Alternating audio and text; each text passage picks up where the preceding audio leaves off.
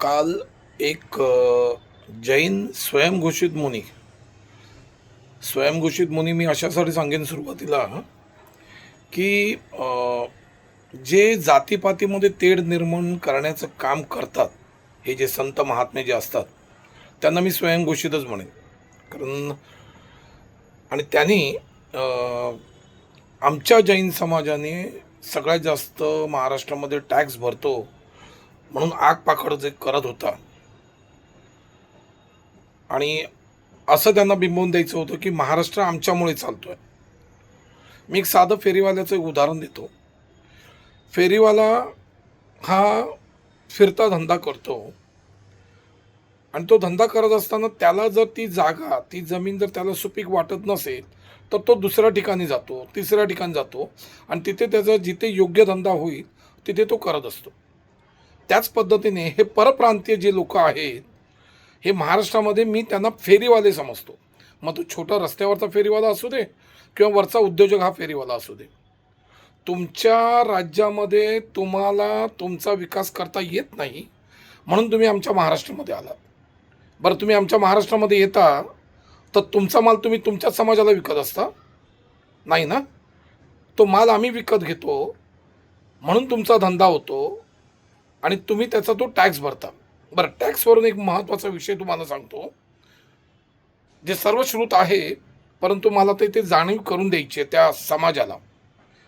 तुम्ही कुठल्याही मार्केटमध्ये जा, मग तो लोहार मार्केट असू दे, कपडा मार्केट असू दे, अगदी जवेरी बाजार सोन्याचं मार्केट असू दे, वेगळे मार्केट आहेत, आणि तिथे बहुतांश जैन, मारवाडी, गुजराती हे समाज, त्यांचे व्यवसाय आहेत.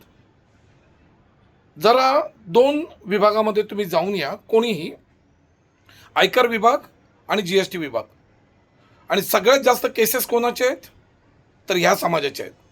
कारण हे लोक फक्त 5 ते 10% येणाऱ्या प्रॉफिटमधून फक्त इन्कम टॅक्स भरत असतात, आणि 90% यांचा पूर्ण ब्लॅकमध्ये धंदा चालतो. त्याला चिठ्ठी हिशोब म्हणतात, चिठ्ठी बनवतात ते लोक. त्यामुळे तुम्ही काय टॅक्स भरता, तुम्ही काय महाराष्ट्राशी काय म्हणतात ते त्याला, तुम्ही त्यांच्याबरोबर योग्य रीतीने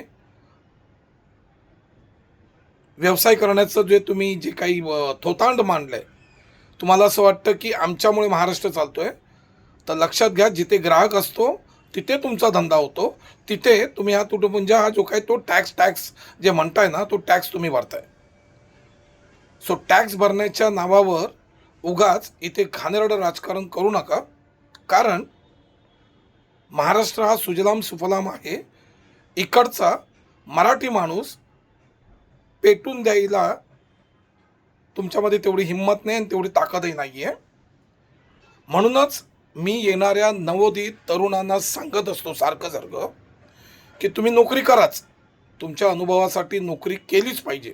तुमचं शिक्षण झालं, त्याच्यानंतर प्रशिक्षण घ्या, प्रशिक्षणानंतर रोजगार करा, रोजगार म्हणजे नोकरी करा अनुभवासाठी, आणि शेवटी तुम्ही स्वयंरोजगार करा, आणि तुम्ही तुमच्या महाराष्ट्रासाठी उत्तमरित्या, योग्यरित्या तो टॅक्स भरा, आणि टॅक्स भरून आपणच आपला महाराष्ट्र आता सुजलाम सुफलाम अधिक गडदपणे करूया असं मला वाटतं.